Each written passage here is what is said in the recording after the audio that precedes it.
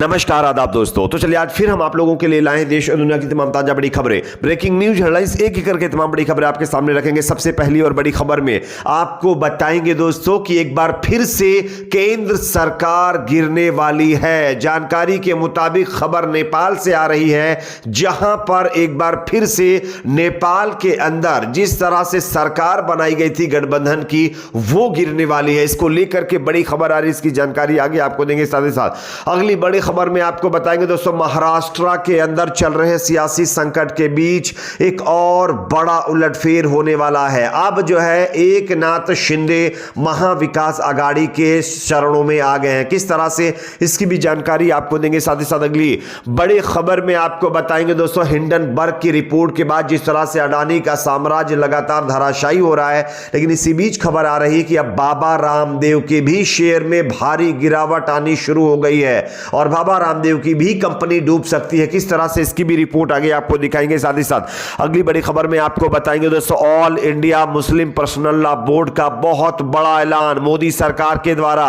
देश में समान नागरिक संहिता कानून लाने की बात कहने के बाद all India Muslim personal law board ने एक नया ऐलान कर दिया है। क्या, इसकी भी जानकारी आपको देंगे। साथ ही साथ अगली बड़ी खबर में आपको बताएंगे दोस्तों कि मोदी सरकार और खास करके देश के प्रधानमंत्री नरेंद्र मोदी को लेकर के बनाई गई बीबीसी की डॉक्यूमेंट्री पर रोक लगाने को लेकर के मोदी सरकार की अब वैज्ञानिकों और शिक्षाविदों ने निंदा की है। किस तरह से, इसकी भी जानकारी आपको देंगे। साथ ही साथ अगली बड़ी खबर में आपको बताएंगे दोस्तों, पश्चिम बंगाल से बड़ी खबर आ रही है, जहां पर जबरदस्त तरीके से हिंसा देखने को मिली है, जिसमें एक शख्स इस दुनिया में नहीं रहा है। इसकी भी जानकारी आपको देंगे। साथ ही साथ अगली बड़ी खबर में आपको बताएंगे दोस्तों, असम के अंदर मुसलमानों के ऊपर खुलेआम जुल्म किया जा रहा है।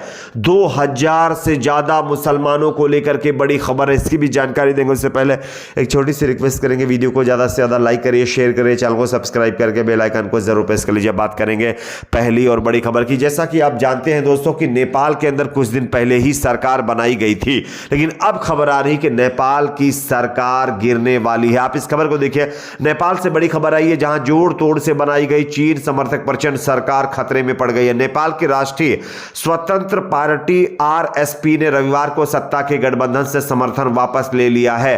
फूट पड़ने से कई मंत्रियों ने इस्तीफे दे दिए हैं। नेपाल के प्रधानमंत्री पुष्प कमल दाहाल प्रचंड चिंतित हो गए हैं। इसी के साथ सरकार संकट में आ गई है। न्यूज एजेंसी एनआई के मुताबिक नेपाल के सत्तारूढ़ गठबंधन से हटने का फैसला राष्ट्रीय स्वतंत्र पार्टी ने रविवार यानी 5 फरवरी को किया है, जब प्रधानमंत्री पुष्प कमल दहल प्रचंड ने आरएसपी के तेज तर्रार अध्यक्ष रवि लामिछाने को हाल ही में अपनी नागरिकता फिर से हासिल करने के लिए गृह मंत्री के रूप में बहाल करने से इनकार कर दिया था।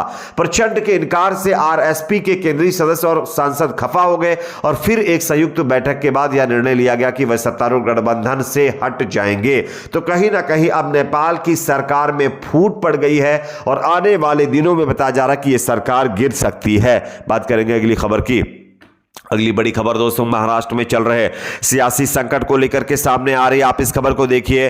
5 फरवरी महाराष्ट्र के मुख्यमंत्री एकनाथ शिंदे ने रविवार को कहा है कि उन्होंने राष्ट्रवादी कांग्रेस पार्टी अध्यक्ष शरद पवार एवं कांग्रेस के नेताओं से राज्य में मौजूदा विधायकों की डेथ होने पर खाली हुई सीटों पर निर्विरोध उपचुनाव सुनिश्चित कराने की राजनीतिक परंपरा का सम्मान किए जाने का अनुरोध किया है। यानी कि फाइनली महाविकास आघाड़ी के शरणों में कहीं ना कहीं एकनाथ शिंदे आ गए हैं। उन्होंने अभी अपील करनी शुरू कर दी है कि जिस तरह से उपचुनाव होते हैं विधानसभा सीटों पर, जो विधायक इस दुनिया में नहीं रहते हैं उनके खाली हुई सीटों पर कोई भी पार्टी अपने कैंडिडेट को ना खड़ा करे और यहां पर एक तरह से निर्विरोध उपचुनाव कराने की जो परंपरा है वो चालू रखें। पुणे में कस्बा पेट और चिंचवाड़ सीटों से मौजूदा विधायकों क्रमशः मुक्ता तिलक और लक्ष्मण जगताप की यानी डेथ के कारण उपचुनाव 26 फरवरी को होने वाले हैं। दोनों विधानसभा सदस्य भाजपा के थे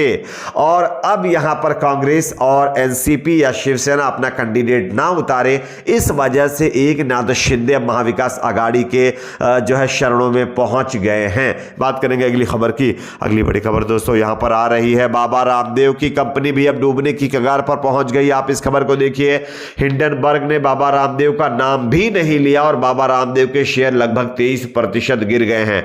आखिरकार बाबा के शेयरों में इतनी गिरावट क्यों हो रही, ये तो एक चर्चा का विषय है। लेकिन दोस्तों, हिंडनबर्ग की रिपोर्ट आने के बाद जहां एक तरफ अडानी का साम्राज्य लगातार धराशायी हो जा रहा है, तो वहीं बाबा रामदेव की कंपनी में भी अब जो है एक तरह से गिरावट शुरू हो चुकी है।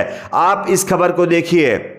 हिंडनबर्ग की रिपोर्ट आने के बाद बाबा रामदेव की कंपनी पतंजलि फूड्स के लगभग 23% शेयर जो है वो गिर गए हैं। और एक रिपोर्ट सामने आई थी जिसमें बताया जा रहा था कि बाबा रामदेव को इसके चलते लगभग 7 करोड़ रुपए से ज्यादा का घाटा हो चुका है।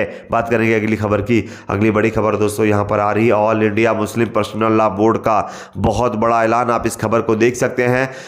उत्तर प्रदेश की राजधानी लखनऊ में रविवार को all India Muslim personal law board ने की एग्जीक्यूटिव बोर्ड की बैठक संपन्न हुई है। और इस दौरान all India Muslim personal law board के महासचिव मौलाना खालिद सैफुल्लाह रहमानी ने कहा है कि देश के संविधान में हर व्यक्ति को अपने धर्म पर अमल करने की आजादी दी गई है।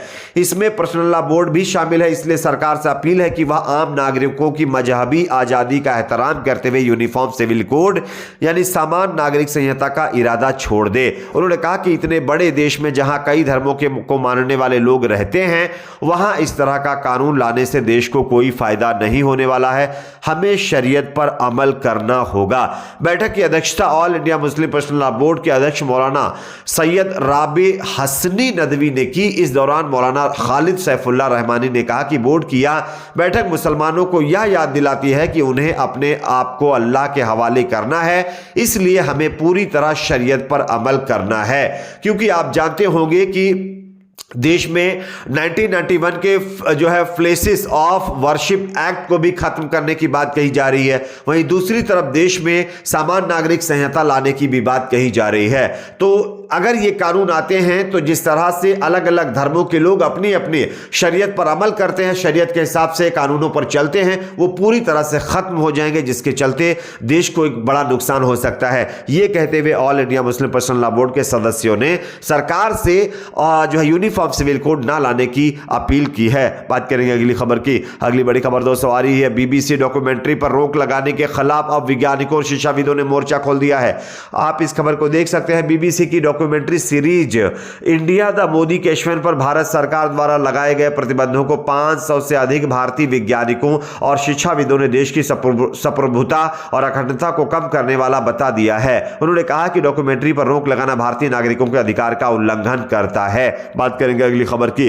अगली बड़ी खबर बंगाल से सामने आ रही है, जहां पर एक बार फिर से भारी बवाल देखने को मिला है। आप इस खबर को देख सकते हैं। पश्चिम बंगाल के वीरभूम जिले के मारग्राम में एक बम विस्फोट में तृणमूल कांग्रेस के कार्यकर्ता की कैजुअल्टी की खबर सामने आ रही है। बात करेंगे अगली खबर की। अगली बड़ी खबर दोस्तों असम से सामने आ रही है, जहां पर चाइल्ड मैरिज एक्ट के तहत मुसलमानों को जेल में डाला जा रहा है। आप इस खबर को देखिए।